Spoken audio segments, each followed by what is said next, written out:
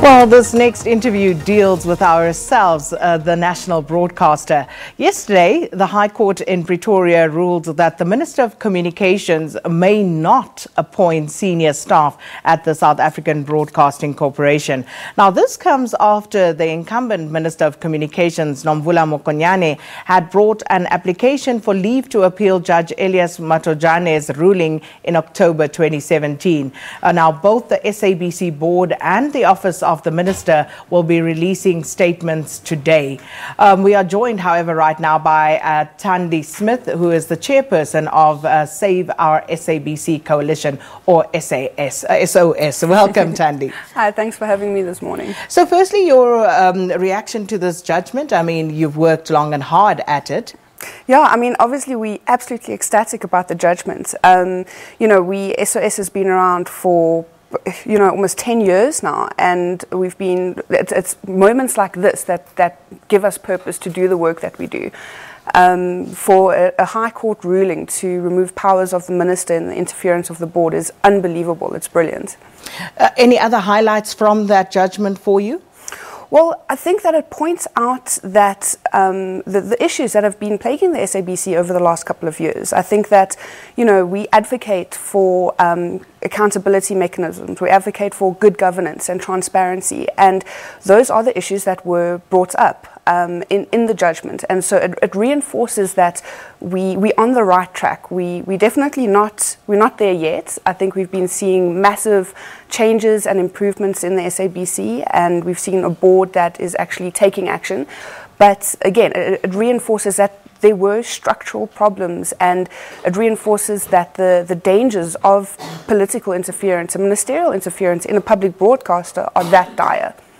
And just looking at what's been happening and, as you say, the highlights of this particular judgment, but what does it mean in real terms for the SABC? Does it mean that, finally there will be independence at the institution? Yeah. Well, I walked in and straight away saw the new branding, and independent and impartial, and I think that this just gives that so much more meaning.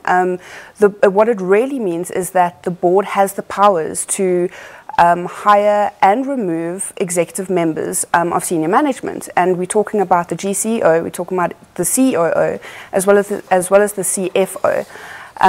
And so it puts the powers of the powers of the board have just increased that much. But what it does mean is that you have to have a really good board in place, because now the buck stops with the board. There's no more further accountability. There's no more, saying, oh, we weren't involved in those processes, or it's not our responsibility or authority. It now is up to the board to ensure good governance at the SABC. So just looking at the number of respondents who were cited, in this particular case, it would seem as though at least creates the impression that there was quite a bit of resistance to this particular application. So have you had any opportunity to interact and to find out what that opposition was essentially about?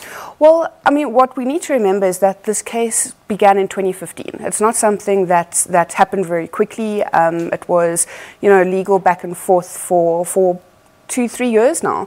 And when the ruling was handed down in October, there was immediate backlash from the Minister and the Department of Communications. And there were issues around documentation. They took quite a strong stand in opposing the ruling, and kind of arguing that is not the case. And we're seeing gaps in various pieces of legislation that now need to be filled.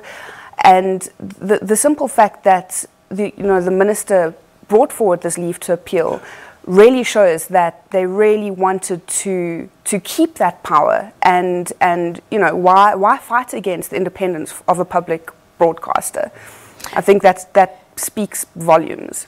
Thandi, one of the other complaints that the Minister had was that this was a matter that should have been basically reported to ICASA.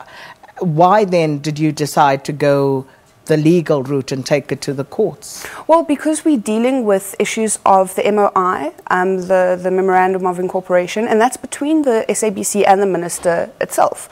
We're dealing with the SABC, the board contracts. We're dealing with the Broadcasting Act, which is all government legislation. And so the issue with the courts and is because it was a direct interference, and the documents and legislation needed to be amended, and we felt that the legal route was the best option to do that. So what was also curious was that yesterday the minister's legal counsel also did not appear in court. Should we be reading anything into that? Well, I mean, you can't help but not to read into it, I think.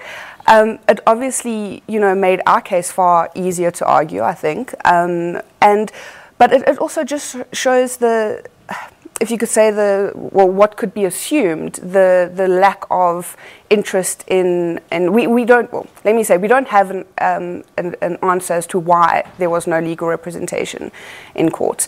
And there is going to be speculation. But, for us, it meant that the judgment was in our favor. We won the case. So, yeah. Possibly there was a change of heart.